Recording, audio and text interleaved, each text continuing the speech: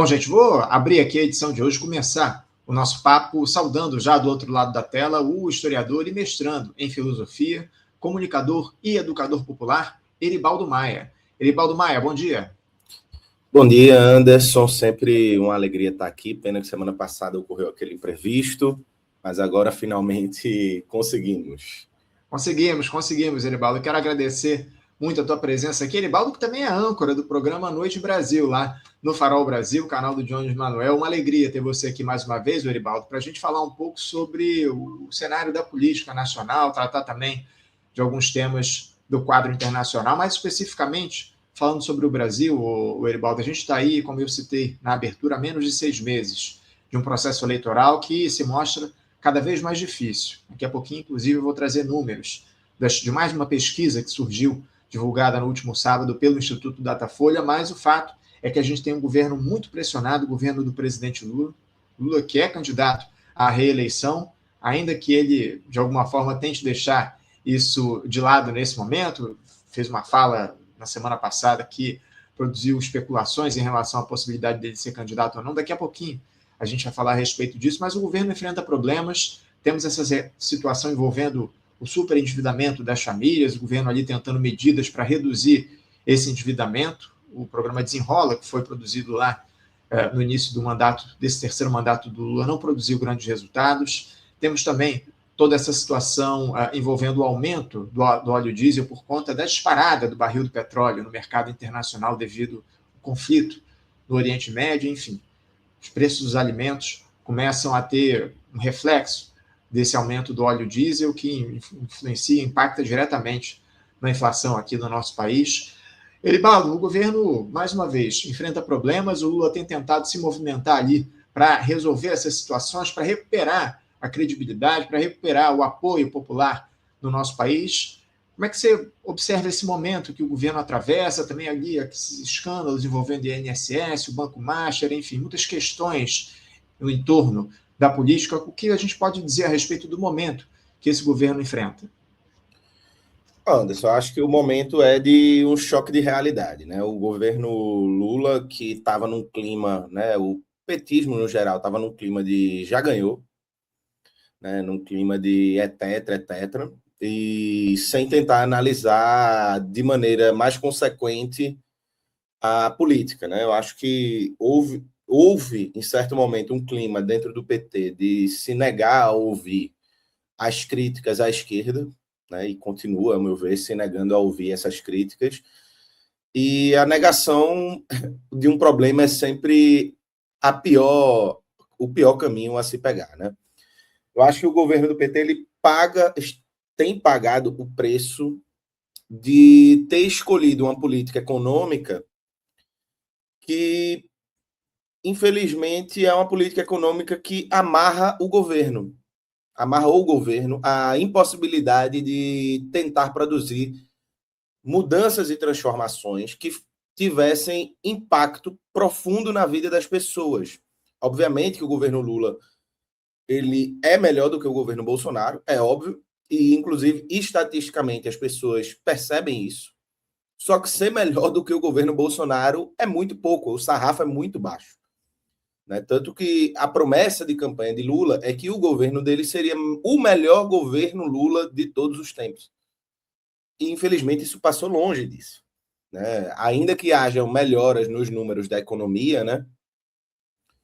A melhora nos números na economia, como diria Maria da Conceição Tavares, né? Parafraseando ela, ninguém come números. Né?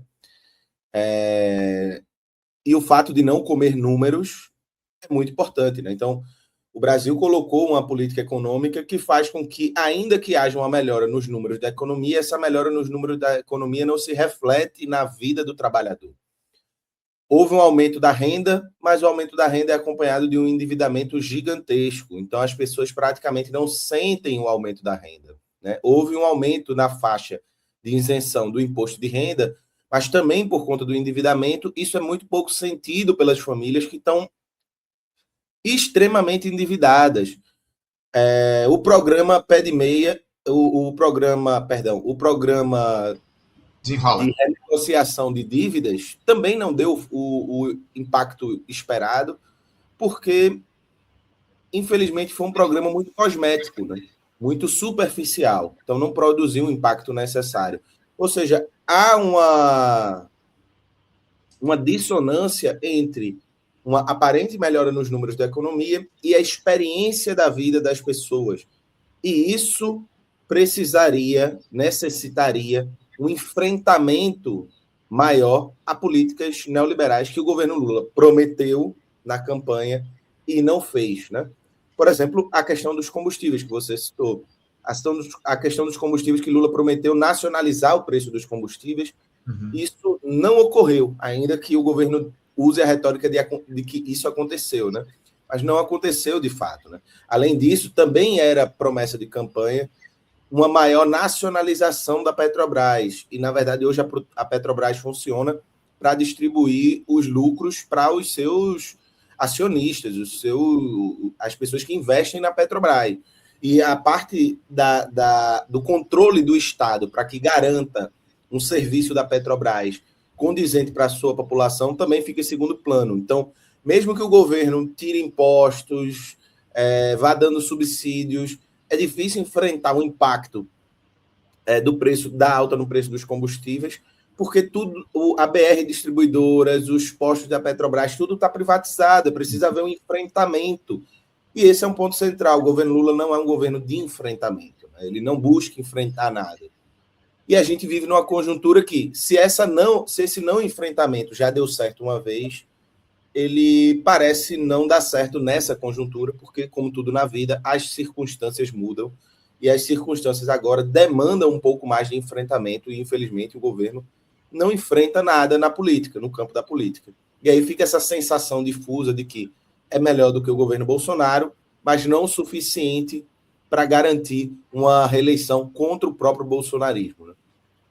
Sem dúvida alguma, contra o próprio Bolsonaro. Eu tenho dito aqui no programa uma escolha que a gente fez editorial de chamar esse cidadão, o tal do Flávio Bolsonaro, só de Bolsonaro, porque ele representa exatamente o que é ou o que foi o governo do ex-presidente aqui no nosso país. A gente não vai chamar nada de Flávio, vamos chamar só de Bolsonaro esse cidadão. Falar nisso, Eribaldo, eu queria trazer aqui números que foram divulgados no último sábado pelo Instituto Datafolha. Mais uma pesquisa de intenções de voto para a presidência da República, que mostra o presidente Lula à frente de todos os candidatos em primeiro turno, mas em um empate técnico com o Flávio Bolsonaro. O Lula tem 39% no cenário avaliado em primeiro turno, contra 35% do Bolsonaro, 5% do Ronaldo Caiado, que é o candidato do PSD, e 4% do Romeu Zema, candidato do Partido Novo. Na pesquisa anterior, no mês de março, Lula liderava os cenários de primeiro turno com índices que variavam entre 38% e 39%, e o senador, o Flávio Bolsonaro, variava entre 32% e 34%. Agora temos um empate técnico. Já no segundo turno, a situação é ainda pior, viu, Eribaldo? Porque o Bolsonaro já aparece numericamente à frente do Lula. Ele tem 46% nessa pesquisa da Datafolha, enquanto o Lula tem 45%. Em outros cenários que foram analisados pelo Datafolha, com relação ao Ronaldo Caiado, o Lula aparece com 45% e o Caiado com 42%, ou seja, empate técnico nessa disputa pela primeira vez. O mesmo acontece quando o adversário do Lula em um hipotético segundo turno é Romeu Zema. Lula também tem 45% contra 42% do candidato do Partido Novo. Ou seja, todos os candidatos da extrema-direita, tanto Bolsonaro como o Caiado, como o Romeu Zema, todos eles têm ali uma disputa muito acirrada com Lula em um suposto segundo turno, em um hipotético, um eventual segundo turno. Eu queria que você falasse um pouco a respeito desses números, desse empate técnico que o Lula vem apresentando com os três candidatos da extrema-direita no segundo turno, esse empate técnico agora com o Flávio Bolsonaro até em primeiro turno. O que é que a gente pode dizer sobre esses números do Datafolha, Eribaldo? Eu acho que é um reflexo de um governo que não consegue produzir a sensação de mudança. Essa incapacidade de produzir uma sensação de mudança faz com que o governo não empolgue. O governo Lula não é um governo que empolga. Ninguém, em nenhum momento, as pessoas, mesmo as pessoas que vão votar em Lula para evitar a extrema-direita, elas não estão votando por empolgação. Nem o próprio governo parece querer investir muito no discurso da empolgação sobre o próprio governo, né? Basta ver que o discurso maior para convencimento das pessoas, principalmente no campo da esquerda, internamente, é de que, veja, a gente precisa votar em Lula para evitar a extrema-direita. Isso não é um discurso de proposição, não é um discurso de transformação, não é um discurso que visa tocar nos problemas do país, é um discurso que visa o menos pior. Só que de menos pior em menos pior, a gente está cada vez enfrentando um pior, né? Como a gente vem percebendo ao longo do tempo, né?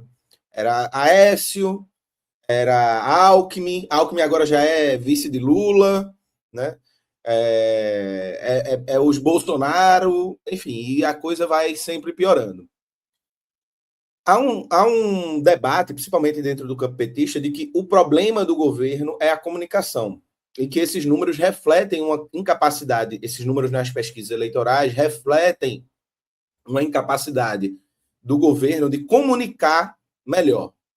Só que para comunicar, você precisa ter algo a comunicar. E, ao meu ver, esse é o problema. O problema não necessariamente é de comunicação. O problema é que o governo não tem nada a comunicar. Ou muito pouco. Né? O governo tem muito pouco... muito pouco a dizer. Né? E, ao meu ver, o eixo desse problema é a economia fiscal, né? A política fiscal. A política fiscal do governo Lula é uma política em continuidade com os princípios neoliberais de Temer, de Paulo Guedes, de Fernando Henrique Cardoso. É uma continuidade. Obviamente, em níveis de intensidade diferente, mas é uma continuidade. O arcabouço fiscal, Anderson, ele, inclusive, era algo que a esquerda radical falava desde o princípio.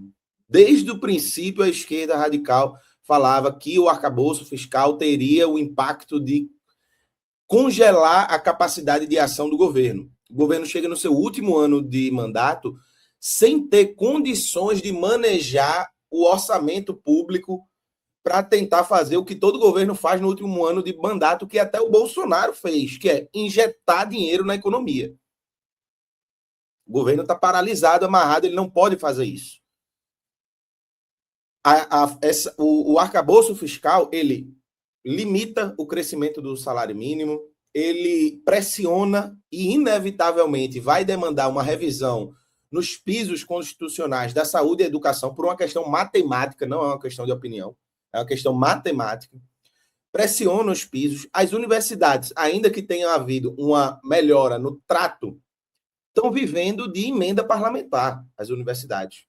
De reitor tendo que ir para deputado mendigar emenda parlamentar para as universidades pagarem conta de água e de luz.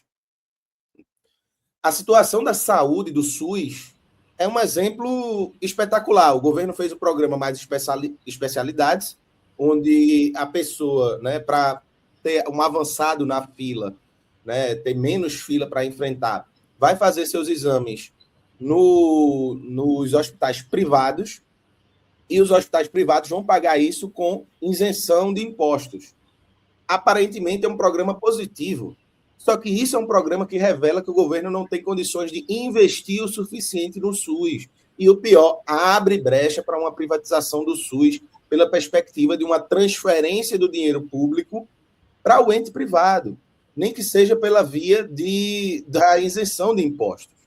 E veja, o projeto do Flávio Bolsonaro para o SUS é dar voucher para as pessoas terem plano de saúde popular, com a mesma desculpa de que as filas no SUS são enormes, que o SUS são ruim, que o SUS é ruim, que o SUS não está funcionando bem. Isso tudo faz com que as pessoas não tenham não sintam melhoria na educação, na saúde, na renda, porque a renda cresceu, mas o endividamento está enorme.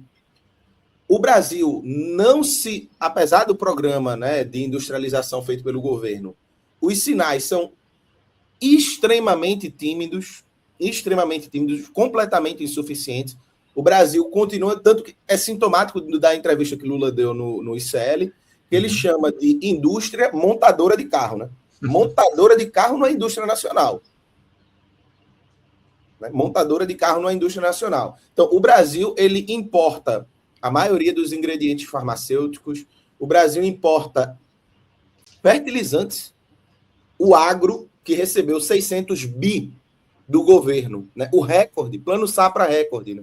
E aí tem isso. Veja, o agro é golpista, o agro é bolsonarista, é o que a esquerda diz. Mas o governo que foi enfrentado pelo agro dá ao agro um plano Safra recorde na esperança do agro não se posicionar contra o governo, só que ele vai sempre se posicionar contra o governo, independente de você dar o valor que você der, né? Basta ver também os repasses para a TV Globo. Sim. Critica a mídia hegemônica e dá repasses espetaculares à TV Globo, né? Assim como os streamings. Critica os streamings e dá repasses recordes para os streamings. Então, o governo ele não atua numa lógica de tentar produzir produções profundas, transformações profundas na vida das pessoas. Uhum. E aí, Anderson, ele entra, ao meu ver, numa justificativa diante dessa situação, que é a correlação de forças. Veja, é claro que a correlação de forças é ruim. Se eu dissesse que a correlação de forças era boa, eu estaria mentindo aqui. A correlação de forças é péssima. Para a gente, por exemplo, pautar a estatização completa da Petrobras, a gente vai enfrentar um monstro gigantesco. Mas a gente tem que enfrentar. Tem que enfrentar. Veja, a presidência da República vive num local muito mais preso do que há tempos atrás. O executivo está muito asfixiado em seu poder. Mas isso não significa que o executivo não tenha poder. Isso não significa que dizer que Lula não pode fazer tudo é diferente de dizer que Lula não pode fazer nada. Tanto que há coisas que o governo fez, que tentou fazer. Então, assim, a correlação de forças não foi enfrentada. Isso é algo importante, né? A correlação de forças não foi enfrentada. Não foi enfrentada, por exemplo, no enfrentamento ao agro, da mídia hegemônica, né? Não foi enfrentada na política econômica, mantendo uma política econômica pró-mercado. Não houve enfrentamento.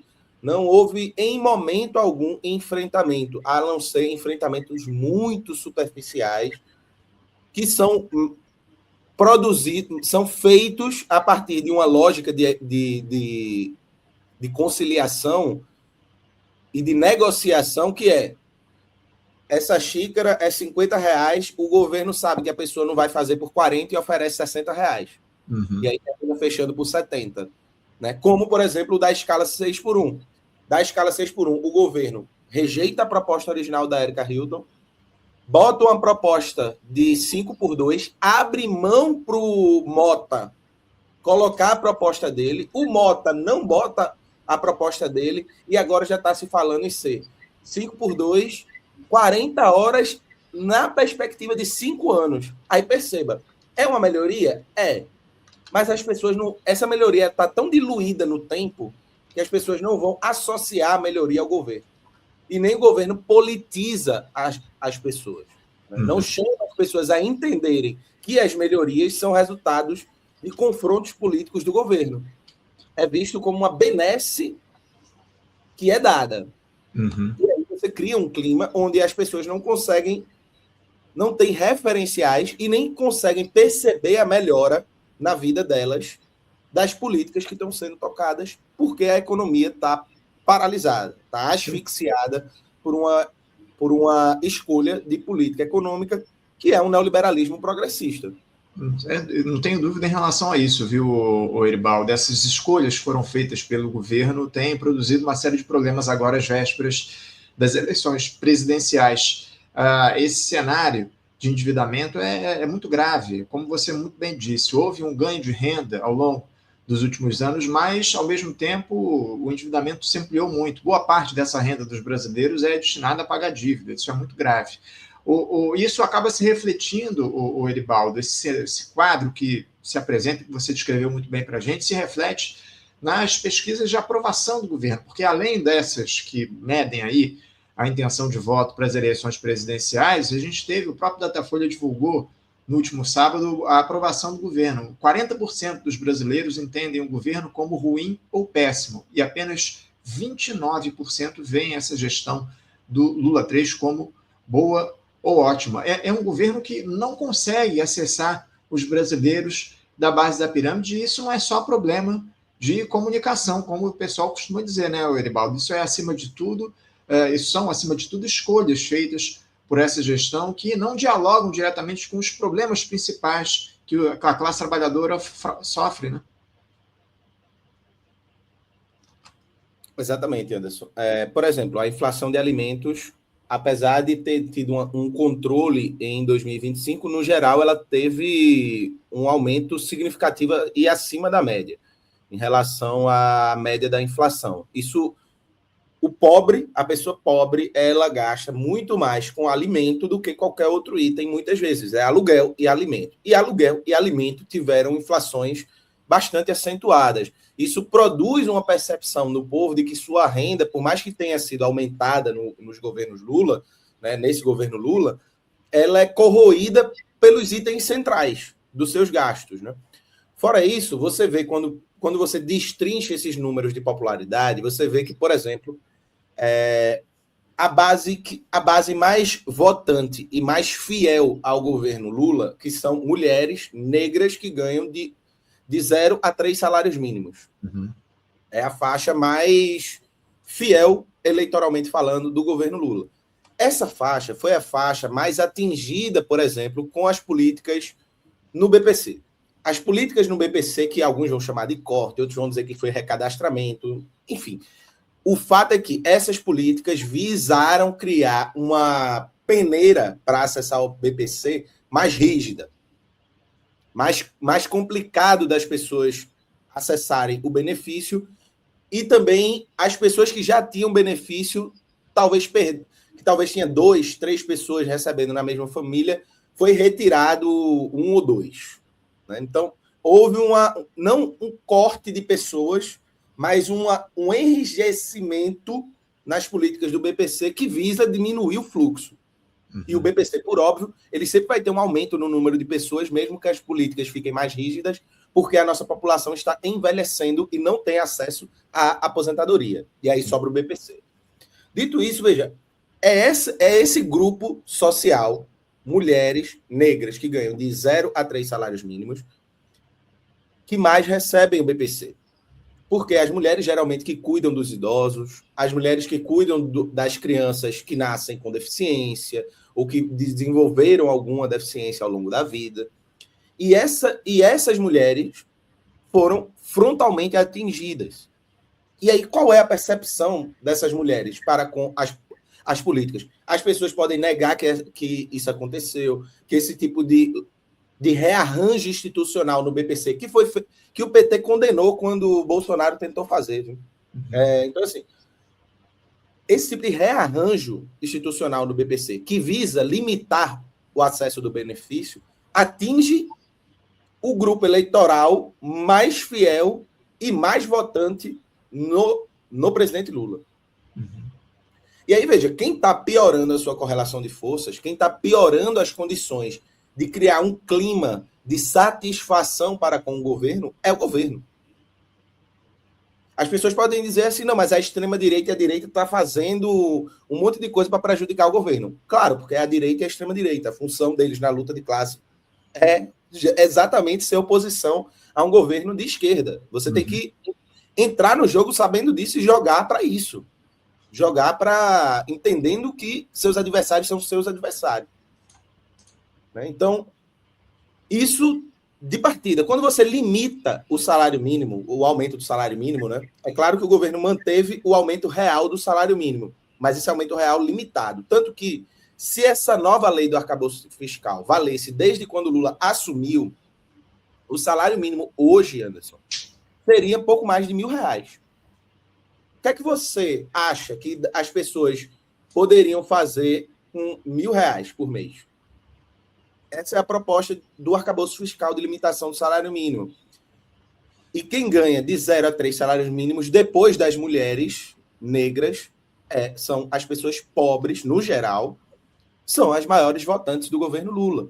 É o maior capital eleitoral do governo Lula. E veja, quem propôs esse gatilho no crescimento do salário mínimo não foi o Congresso. Quem propôs foi o governo Lula.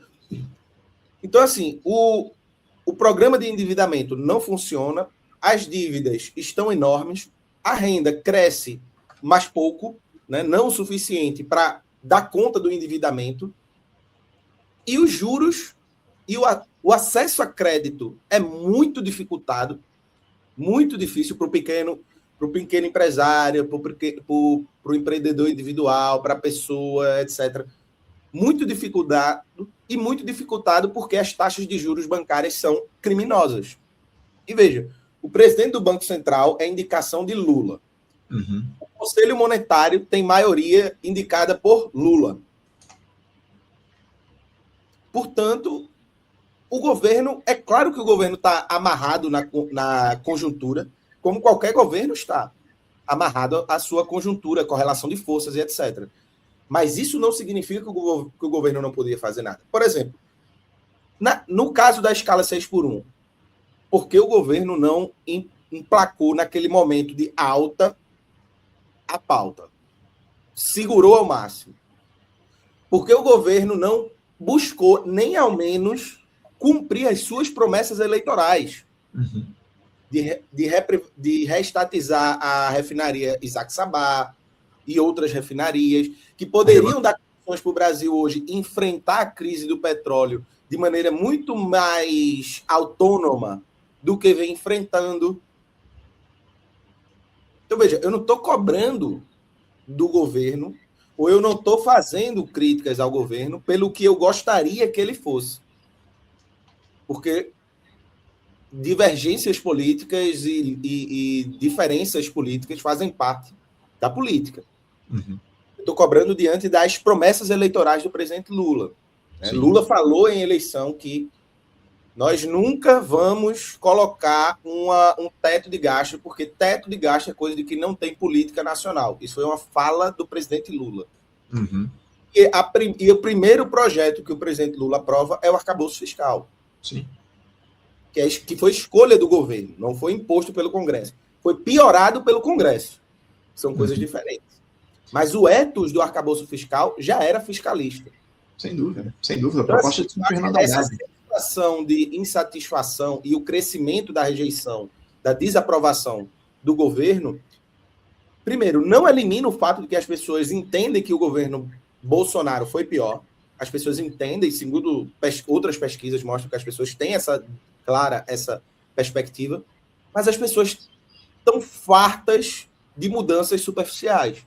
As pessoas querem mudanças profundas. Uhum. Né?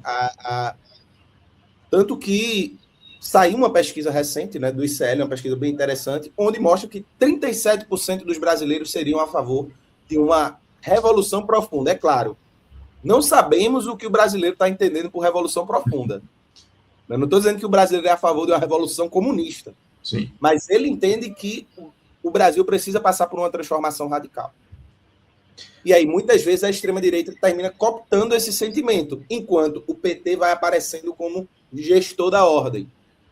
É aquele que negocia com o STF, Congresso e etc. Né? Quando, na verdade, você precisa capturar também essa insatisfação institucional.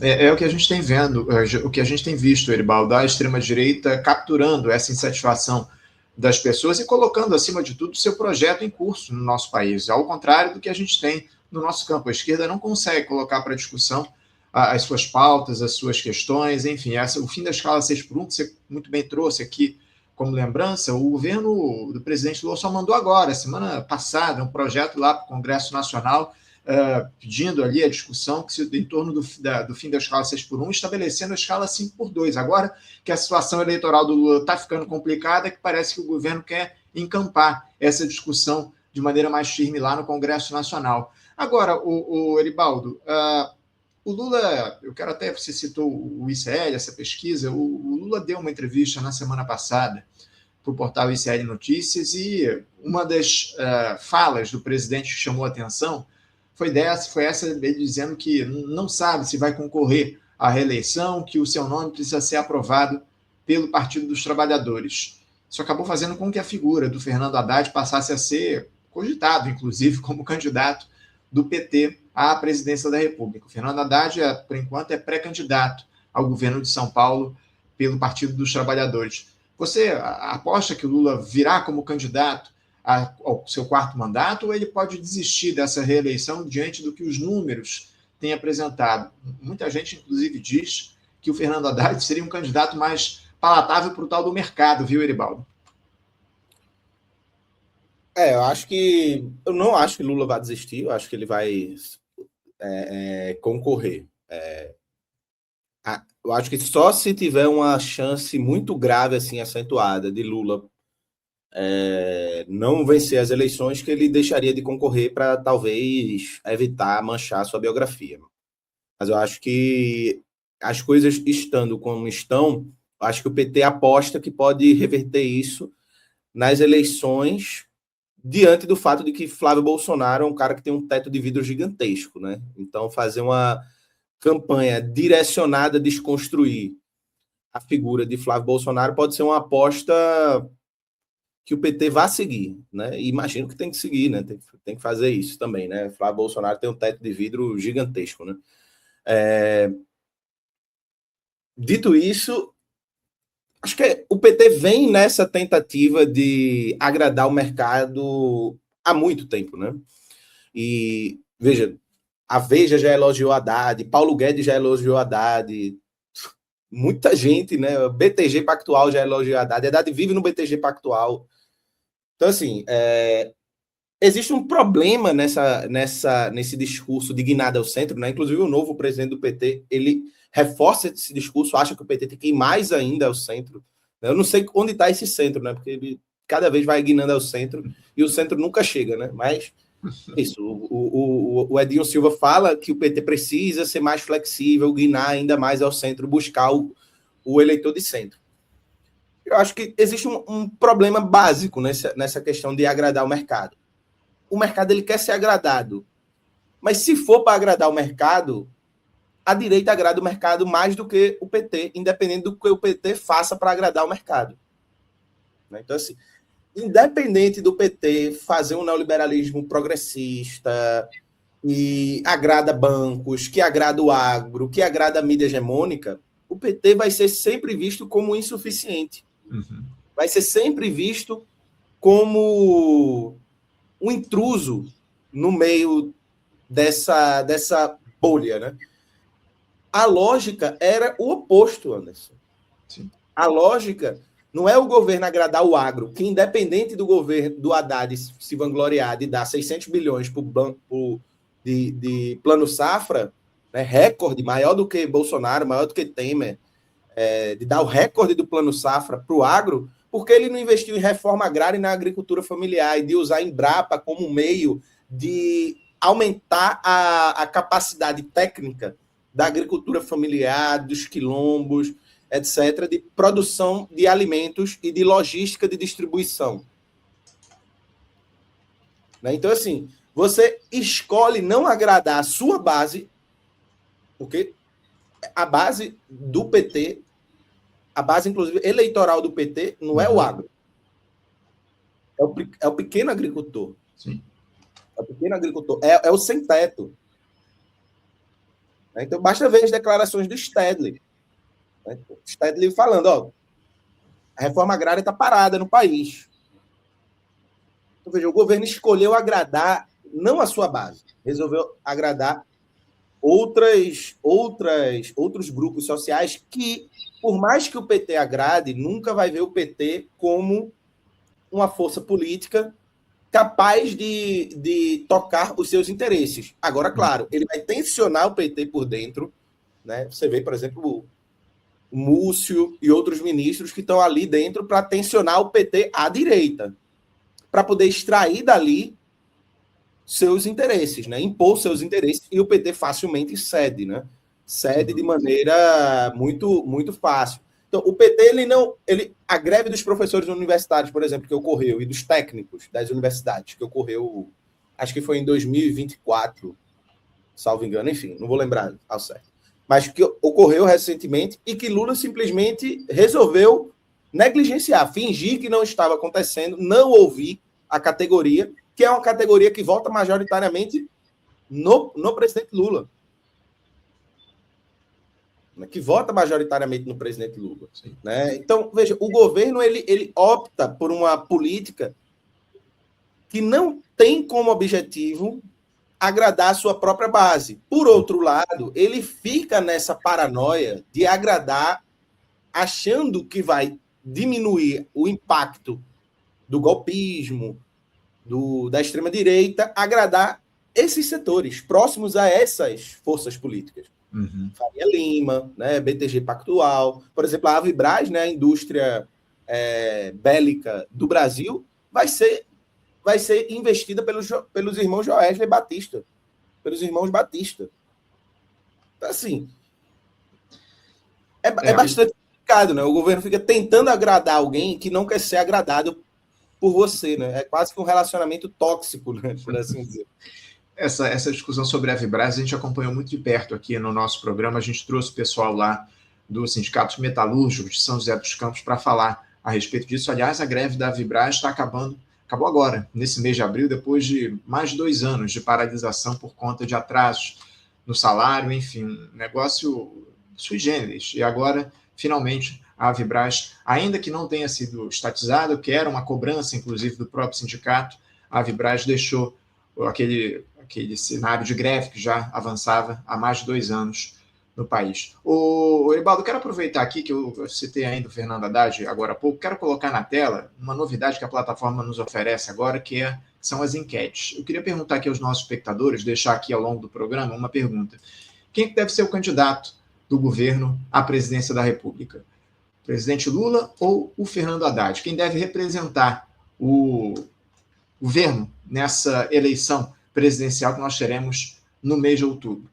Vocês enviem aí a sua participação, é só deixar o número 1 ou o número 2, o Lula, número 1, Haddad, o número 2, você manda aí a sua participação e a gente vai trazer daqui a pouquinho o resultado dessa enquete. Novidade aqui, é a primeira vez que eu coloco uma enquete no ar, mas já deixo aí para os nossos espectadores opinarem no nosso programa. Eribaldo, eu queria trazer uma outra questão aqui. Tem um camarada que está reclamando muito que a gente só fala de eleição aqui no programa. Vocês só falam de eleições, não falam sobre as questões importantes da esquerda, enfim. Eu queria trazer o nosso papo para além do processo eleitoral, porque a gente sabe muito bem que essas eleições burguesas definitivamente não resolvem os problemas, a dinâmica da luta de classes aqui no nosso país. E é justamente a respeito disso que eu queria te questionar. Você entende que a esquerda majoritária, atualmente, ela abandonou o horizonte da luta de classes? Porque a gente tem como alternativa eleitoral hoje o presidente Lula, mas muito pouco se fala, majoritariamente por parte da esquerda, a respeito do tema da luta de classes. Há setores da esquerda que, sim, dialogam a respeito disso, mas majoritariamente isso não é tratado por parte do nosso campo, que se resume única e exclusivamente à agenda eleitoral. Eu queria saber de você se você entende que a esquerda abandonou, ou a esquerda majoritária abandonou esse horizonte da luta de classes no país. Eu acho que o governo do PT ele optou por uma estratégia de conciliação que funcionou em alguma medida, mas a correlação a conjuntura histórica mudou. E isso também significou um afastamento de entender que a política... Eu nem falo da questão da luta de classes, porque a luta de classes é um conceito marxista, né? Então nem todo mundo é obrigado a utilizar isso como elemento político. Porém, não usar a ideia de luta de classes como eixo da política não significa deixar de entender a política como conflito. Né? A política é vista como conflito desde teóricos liberais até teóricos conservadores, assim. Né? Mas há também uma concepção de política como diálogo, né? Como consenso, construção de consenso, etc. Né? Eu sempre acho muito estranho isso, porque eu fico tentando imaginar você produzir um consenso com o velho da Havana, né? Enfim, deve ser um negócio fantástico.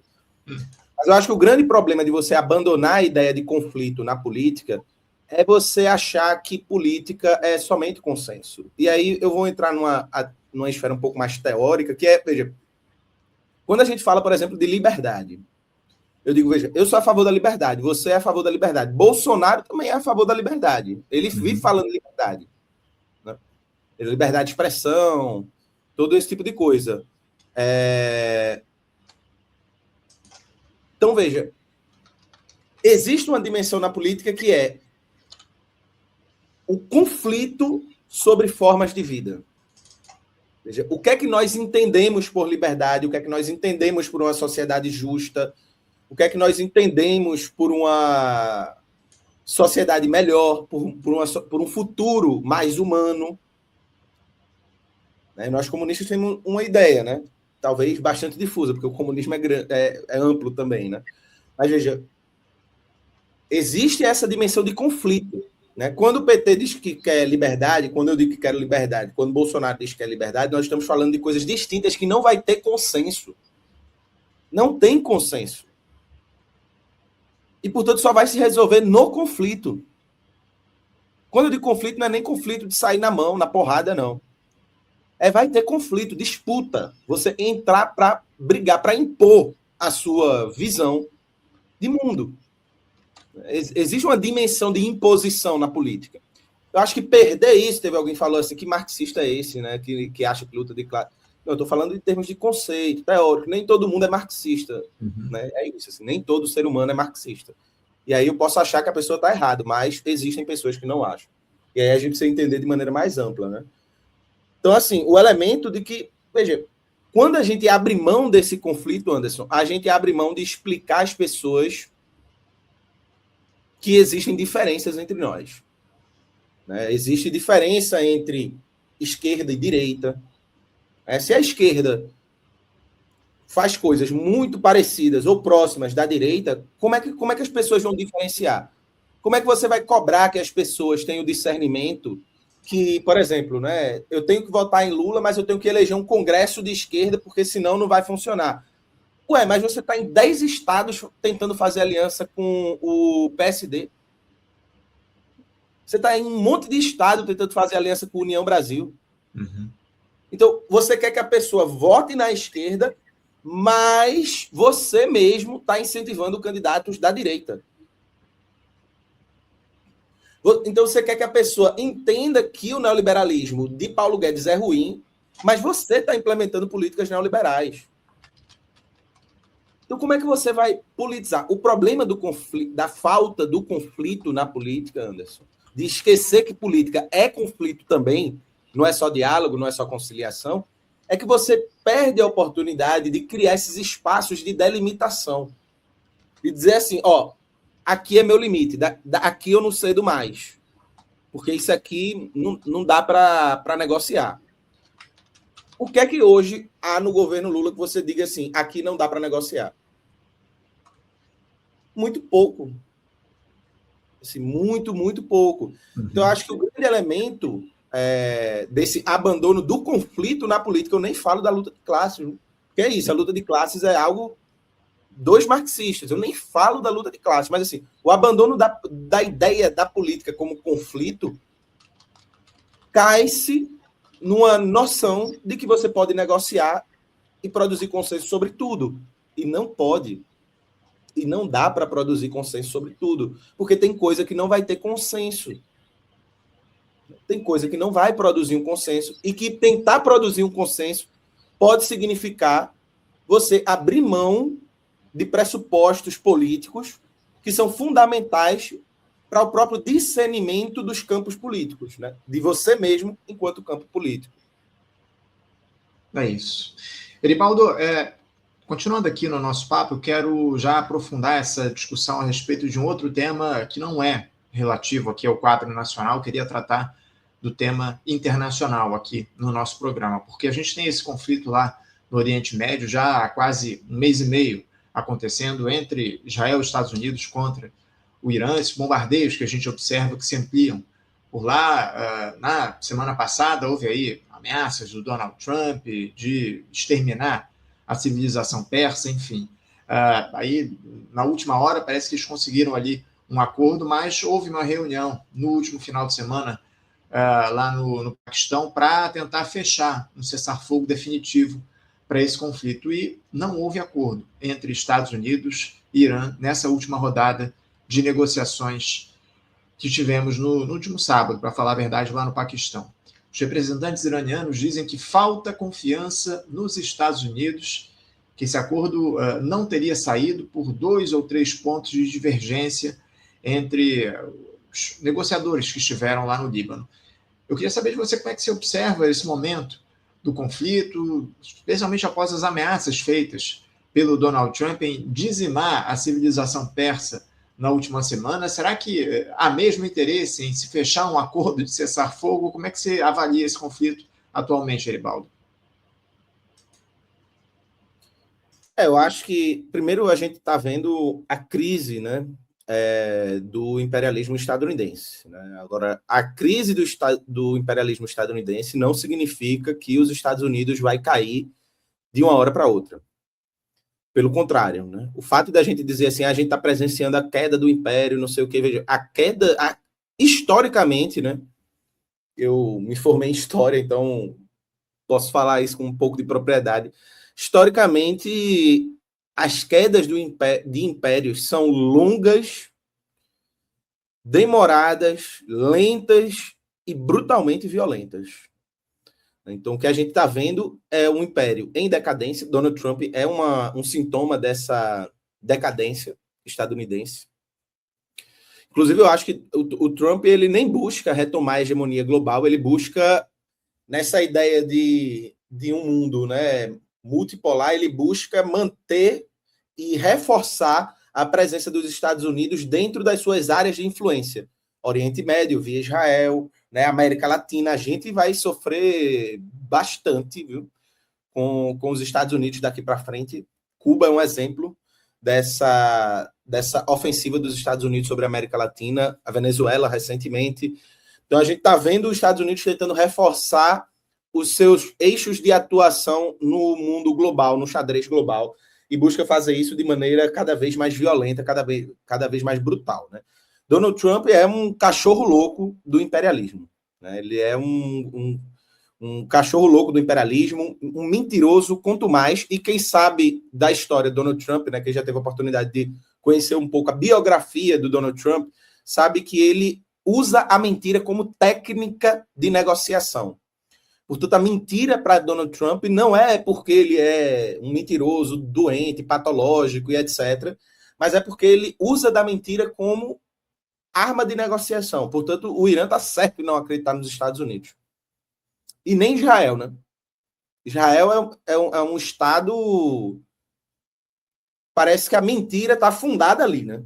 É impressionante, né? Quantos cessar-fogos Israel ignorou? Em Gaza, agora, né? Então, assim, é difícil a situação de negociação do Irã nesse contexto. Agora, eu acho que o Irã tem dado... A gente tem algo a aprender com o Irã, que é o Irã, dado todos os problemas e limitações do regime dos ayatolás, o Irã ele é um país soberano, coisa que o Brasil não é. O Brasil não é um país soberano. O Brasil é um país que faz boné de soberania. É diferente. Mas o Brasil não é um país soberano. O Brasil não tem condições de se defender, como o Irã tem. O Irã tem condições de se defender porque o Irã tinha projeto de país. Um Estado que se planejou por mais de 20 anos para essa guerra. Porque ele sabia que um dia seria alvo dos Estados Unidos. Como um dia nós podemos ser. E talvez não estejamos preparados. Então, eu acho que esse contexto mundial ele é um alerta de que, mais do que nunca, para os países desse chamado sul global, é fundamental que ele desenvolva a capacidade de ter soberania. E soberania significa não se rebaixar a um programa que nenhum país central usa, que é esse programa neoliberal, ultrafiscalista, não sei o quê. Veja, nenhum país do topo da OCDE coloca em prática as políticas que são colocadas aqui no Brasil.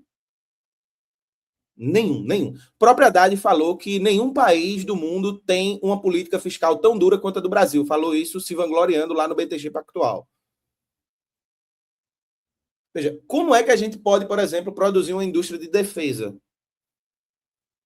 soberana, rica, com investimento tecnológico? Veja, você precisa ter investimento público para isso. Ou você vai fazer que nem o Exército está fazendo, né? Que utiliza os satélites de Elon Musk para fazer geolocalização. Sendo que se os Estados Unidos invadir o Brasil, basta o Elon Musk desligar os satélites para o Brasil, que o Brasil não consegue soltar um míssil. Né? E isso sem falar nesse acordo de cooperação militar que o Brasil constrói com os Estados Unidos sempre aqui na nossa costa fazendo ali os seus exercícios militares. Também tem isso, né, Eribaldo? Exatamente. Então, o maior elemento é que o Irã, os Estados Unidos é uma força militar ainda a maior do mundo, mais tecnológica.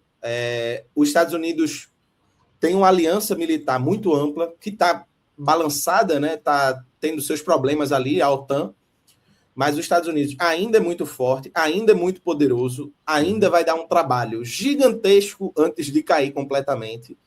Né? Inclusive, eu imagino que a maior chance dos Estados Unidos cair é de dentro para fora do que de fora para dentro. Uhum. Os Estados Unidos têm contradições sociais brutais. Assim. Eu estava vendo um hospital no estado dos Estados Unidos em que o hospital estava tirando pessoas do hospital, dentro do hospital, pessoas internadas, e botando na rua, coberta, porque não tinha dinheiro para pagar procedimento médico. Então, assim, os Estados Unidos é um país com contradições sociais brutais e se agravando muito, mas ele ainda é muito poderoso e ele vai dar muito trabalho. E, para isso, a gente precisa tomar algumas lições, né? O regime no Irã tem seus 1000 problemas, mas ele construiu algo que o Brasil está longe de ter, que é soberania. E essa capacidade do Irã de soberania faz com que o Irã possa bater de frente com o Império. Ele pode não ganhar, mas veja, ele está obrigando os Estados Unidos a entrar numa guerra que, e aí do ponto de vista dessa negociação, né, para os Estados Unidos, ela é muito cara. Uhum. Então, cada lançamento de míssil é $1,5 milhão e coisa desse tipo, enquanto os armamentos utilizados pelo Irã são muito mais baratos, porque não está necessariamente na lógica do lucro. Né? Os drones do Irã custam de $20 a $50 mil. Sim. Então, e fazem um estrago absurdo. Os mísseis do Irã também bastante forte. O Irã não usa mais o sistema de localização dos Estados Unidos.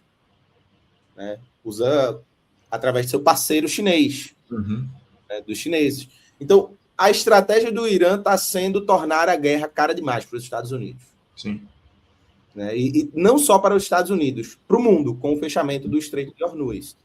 Isso fez com que o Irã, essa força que o Irã teve, obrigou os Estados Unidos a negociar. O grande problema é os Estados Unidos ele precisa encontrar um jeito, principalmente o Trump, encontrar um jeito de sair dessa guerra de um jeito em que ele possa pelo menos mentir dizendo que ganhou. Percebe? Ele precisa encontrar um jeito de pelo menos arrumar uma boa mentira para dizer que ganhou. E por outro lado, Israel não vai querer sair de jeito nenhum. Definitivamente. Israel quer finalizar o conflito, quer produzir uma barbárie no Oriente Médio a nível geral. Então, vamos ver como é que vai ser, né? É natural, ao meu ver, que o Irã desconfie das intenções dos Estados Unidos, até porque dentro das intenções dos Estados Unidos o lobby sionista é muito forte. Inclusive, esse conflito ele é politicamente favorável para o Benjamin Netanyahu, né, que está muito enfraquecido politicamente lá em Israel e só se mantém no poder, pelo menos esse é o entendimento dos analistas aqui no programa, graças à manutenção desse estado de guerra lá no Oriente Médio, para além, obviamente, dos planos imperiais, os planos coloniais que Israel tem naquela região. Eribaldo, eu quero agradecer muito a tua presença aqui com a gente na edição de hoje. Muito obrigado por ter participado conosco no Faixa Livre. A gente vai voltar a conversar contigo aqui muito em breve no programa para tratar de outros temas da política nacional em especial. Obrigado pela tua participação. Te desejo já uma boa semana de trabalho e um bom programa mais tarde lá no Farol Brasil, viu? Obrigado, Anderson. Sempre uma alegria estar aqui conversando com você e com o público todo. Obrigado.